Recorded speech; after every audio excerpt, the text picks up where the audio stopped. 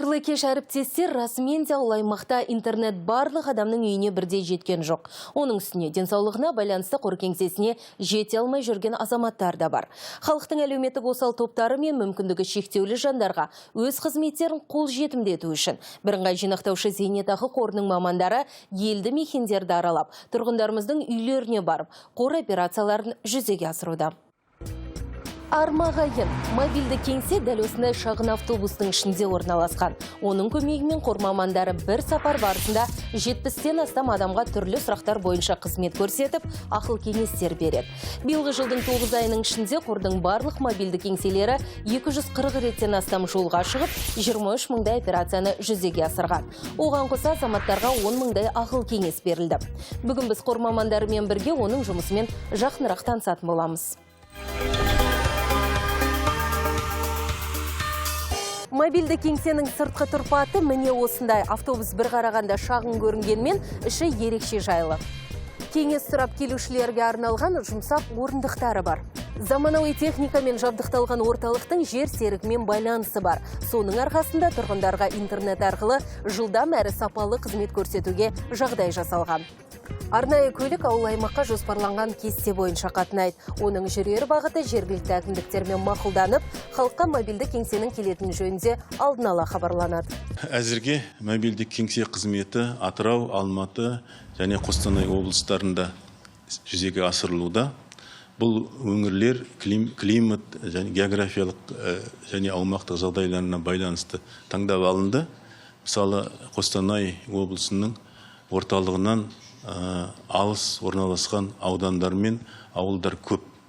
Ал Алматы облысы елді мекендерінің көптігімен және халқының тығыз орналасқанына ерекшеленеді. Атырау облысы бұл жобаға жергілікті тұрғындардың бір бөлігі шалғай жерде орналасқан мұнай және газ саласындағы компанияларына жұмыс істейтініне байланысты іске қосылды.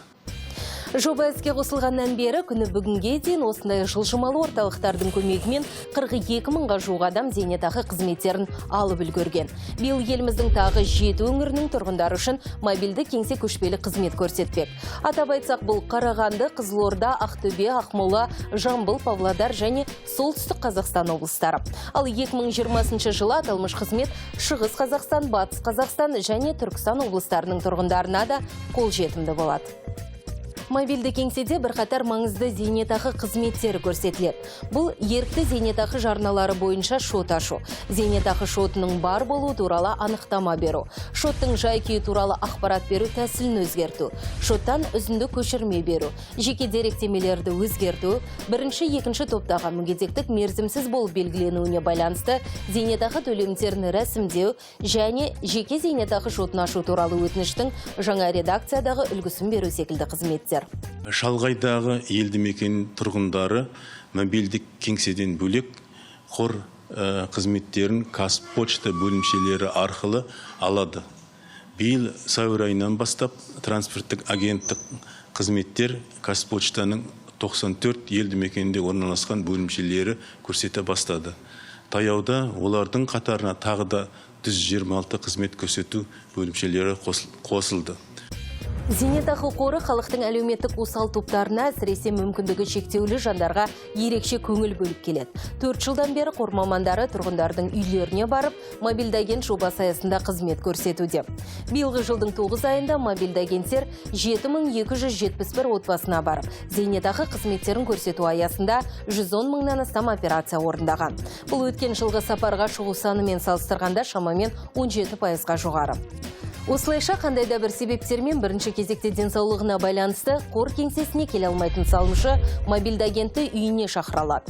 Ол үшін қордың байланыс орталығына хабарласып, немесе enpf.kz сайты арқылы өтініш қалдыру керек. Артынша қор қызметкерлері салымшыға хабарласып, жағдайын анықтап, кездесу уақытын белгілейді. Сөйтіп 5 жұмыс күні ішінде үйіне барып, онлайн тәртіпте қызмет көрсетеді.